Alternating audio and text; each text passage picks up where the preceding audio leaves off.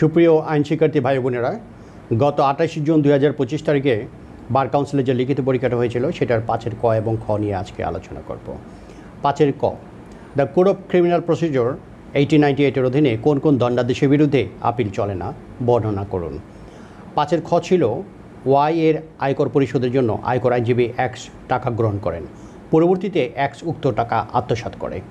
Y দণ্ডবিধির 406, 420 ধারার অধীনে একটি নালিশি দরখাস্ত দায়ের করেন। The code of criminal procedure 1898-এর 241A ধারার অধীনে শুনানিকালে অভিযুক্ত এক্স নালিশকারীর আয়কর পরিশোধ করা হয়েছে মর্মে একটি অডিট রিপোর্ট দাখিল করে। এই রিপোর্ট পর্যালোচনা করে বিচারিক ম্যাজিস্ট্রেট অভিযুক্ত এক্সকে অব্যাহতি প্রদান করে। নালিশকারীর পক্ষে একটি রিভিশন দরখাস্ত প্রস্তুত করুন। 5-এর ক, উত্তরটা বলছি কীরকম হতে পারে। The code of criminal procedure 1898-এর অধীনে কোন কোন দণ্ডাদেশের বিরুদ্ধে আপিল চলে না বর্ণনা করুন। এই প্রশ্ন উত্তরে ফৌজদারি কার্যবিধি 1898 এর কিছু নির্দিষ্ট দণ্ডাদেশের বিরুদ্ধে আপিলের অধিকার সীমিত করেছে বা আপিল বাতিল করেছে। এর মূল উদ্দেশ্য হচ্ছে তুচ্ছ মামলা এবং যে সকল ক্ষেত্রে আপিলের প্রয়োজন নেই বলে আইন মনে করে সেগুলোর বিচার দ্রুত সম্পন্ন করা। নিম্নোক্ত দণ্ডাদেশগুলোর বিরুদ্ধে সাধারণত আপিল চলে না। 1, দোষ স্বীকারের ভিত্তিতে দণ্ডাদেশ, এটা ধারা 412। যখন কোনো অভিযুক্ত ব্যক্তি আদালতের সামনে স্বেচ্ছায় তার অপরাধ স্বীকার করে এবং আদালত সেই স্বীকারোক্তির ভিত্তিতে তাকে দণ্ড প্রদান করে, তখন সেই দণ্ডাদেশের বিরুদ্ধে সাধারণত আপিল চলে না। এর কারণ হলো অভিযুক্ত নিজেই অপরাধ স্বীকার করেছেন, তাই আপিলের মাধ্যমে বিচারিক ত্রুটি সংশোধনের সুযোগ থাকে না। তবে দণ্ডাদেশের বৈধতা বা পরিমাণের বিরুদ্ধে, মানে legality or extent of the sentence, এর বিরুদ্ধে আপিল করা যেতে পারে। অর্থাৎ আদালত যে দণ্ড দিয়েছে তা আইনের সঙ্গে সঙ্গতিপূর্ণ কিনা বা দণ্ডের পরিমাণ অতিরিক্ত কিনা সেই বিষয়ে আপিল করা যেতে পারে। 2, তুচ্ছ মামলার ক্ষেত্রে দণ্ডাদেশ, ধারা 413। ফৌজদারি কার্যবিধির 413 ধারা অনুযায়ী কিছু নির্দিষ্ট ধরনের তুচ্ছ মামলার ক্ষেত্রে দণ্ডাদেশের বিরুদ্ধে আপিল করা যায় না। এই ধারাটি দণ্ডাদেশের প্রকৃতি এবং পরিমাণের উপর নির্ভর করে। সাধারণত নিম্নোক্ত ক্ষেত্রে আপিল চলে না: হাইকোর্ট বিভাগ বা দায়রা জজ কর্তৃক প্রদত্ত 6 মাসের কম মেয়াদের কারাদণ্ড বা 200 টাকার কম অর্থদণ্ড, মেট্রোপলিটন ম্যাজিস্ট্রেট কর্তৃক প্রদত্ত 2 মাসের কম মেয়াদের কারাদণ্ড বা 50 টাকার কম অর্থদণ্ড, প্রথম শ্রেণীর ম্যাজিস্ট্রেট কর্তৃক প্রদত্ত 1 মাসের কম মেয়াদের কারাদণ্ড বা 50 টাকার কম অর্থদণ্ড। আপিল করা যেত এমন মামলার অংশ হিসেবে প্রদত্ত দণ্ডাদেশ ব্যতীত অন্য কোনো জরিমানা বা দণ্ডাদেশ যা শুধু জরিমানা আকারে ছিল। এই বিধানের মূল উদ্দেশ্য হল ছোটোখাটো অপরাধের মামলাগুলো দ্রুত নিষ্পত্তি করা এবং আদালতের সময় বাঁচানো। 3, সংক্ষিপ্ত বিচারের ক্ষেত্রে দণ্ডাদেশ, ধারা 414। যখন কোনো অপরাধের বিচার সংক্ষিপ্ত পদ্ধতিতে বা সামারি ট্রায়াল হয় এবং সেই বিচারে অভিযুক্তকে দণ্ড প্রদান করা হয়, তখন সেই দণ্ডাদেশের বিরুদ্ধে সাধারণত আপিল চলে না, যদি না দণ্ডাদেশের পরিমাণ তুচ্ছ মামলার আপিলহীন সীমার বাইরে হয়। সংক্ষিপ্ত বিচারের ক্ষেত্রে সাধারণত দ্রুত বিচার সম্পন্ন করা হয় এবং পূর্ণাঙ্গ বিচারিক প্রক্রিয়া অনুসরণ করা হয় না, তাই এর বিরুদ্ধে আপিলের সুযোগও সীমিত করা হয়েছে। সংক্ষেপে এই ধারাগুলো মূলত তুচ্ছ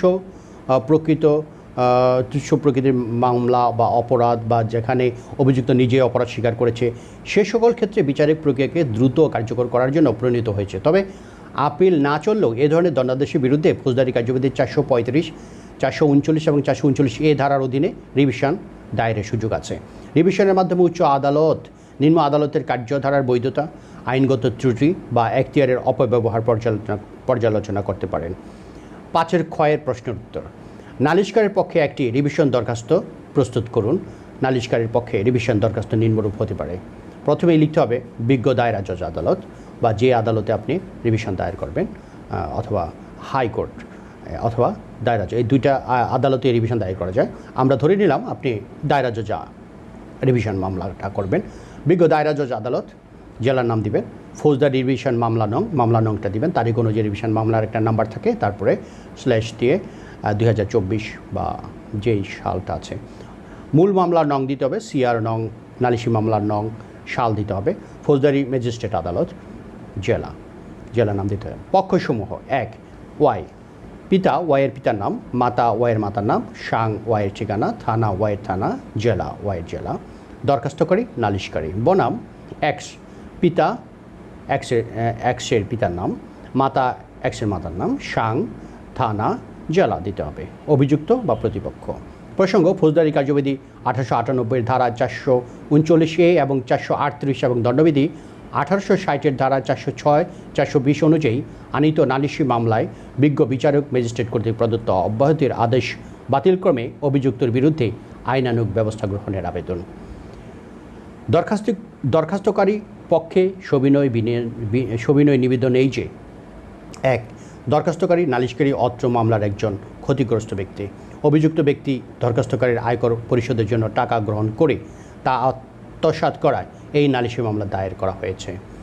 2. দরখাস্তকারী গত এত তারিখে বিজ্ঞ বিচারিক ম্যাজিস্ট্রেট আদালত এই জেলা প্রতিপক্ষ এক্সের বিরুদ্ধে দণ্ডবিধির 406 এবং 420 ধারার অধীনে একটি নালিশি দরখাস্ত সিআর মামলা নং এবং সাল দায়ের করেন। দরখাস্তে উল্লেখ করা হয় যে প্রতিপক্ষ এক্স দরখাস্তকারীর আয়কর পরিশোধের জন্য টাকার পরিমাণ উল্লেখ করতে হবে, এত টাকা গ্রহণ করেন, কিন্তু পরবর্তীতে সেই টাকা আত্মসাৎ করেন এবং আয়কর পরিশোধ করেননি। 3. বিজ্ঞ বিচারিক ম্যাজিস্ট্রেট উক্ত নালিশি দরখাস্তের উপর ফৌজদারি কার্যবিধির ধারা 200 অনুযায়ী দরখাস্তকারীর জবানবন্দি গ্রহণ করে এবং ধারা 202 অনুযায়ী তদন্তের নির্দেশ দেন। তদন্ত শেষে বিজ্ঞ আদালত অভিযোগ আমলে নেন এবং অভিযুক্ত এক্সের বিরুদ্ধে সমন ইস্যু করেন। 4. অভিযুক্ত এক্স আদালতে হাজির হওয়ার পর বিজ্ঞ আদালত ফৌজদারি কার্যবিধির ধারা 241A এর অধীনে মামলার শুনানি গ্রহণ করেন।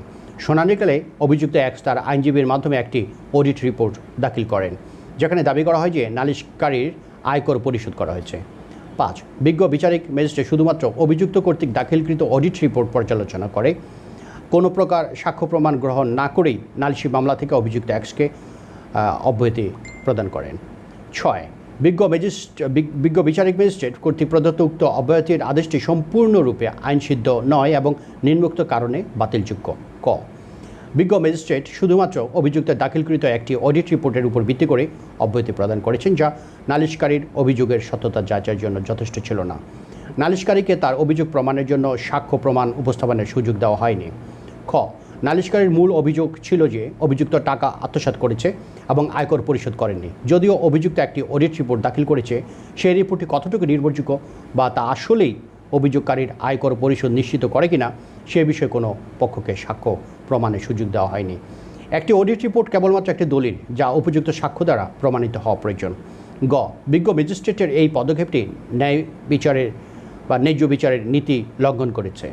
নালিশকারীর অভিযোগের বিপরীতে অভিযুক্তের বক্তব্য বা প্রমাণ গ্রহণ করা হলেও সেই প্রমাণের সত্যতা যাচাই এবং নালিশকারীর পাল্টা যুক্তি বা প্রমাণ উপস্থাপনের সুযোগ না দিয়ে মামলা নিষ্পত্তি করা উচিত হয়নি। ঘ.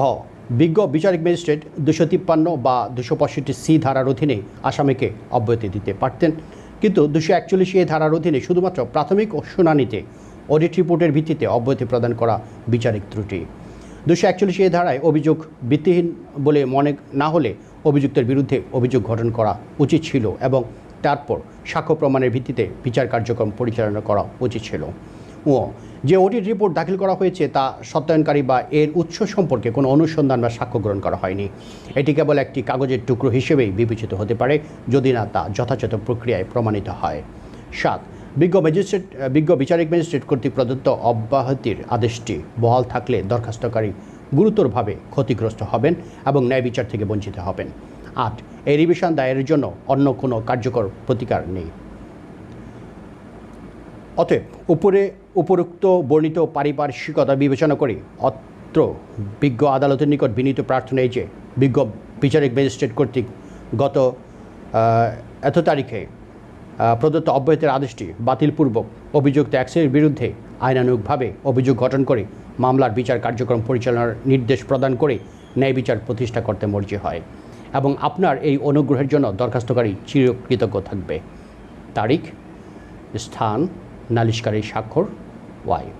নালিশকারীর মোবাইল নম্বর, দরখাস্তকারীর পক্ষে আইনজীবীর স্বাক্ষর, আইনজীবীর নাম, আইনজীবীর বার অ্যাসোসিয়েশনের রুল নাম্বার, এনরোলমেন্ট নাম্বার এবং আইনজীবীর চেম্বারের ঠিকানা। ধন্যবাদ।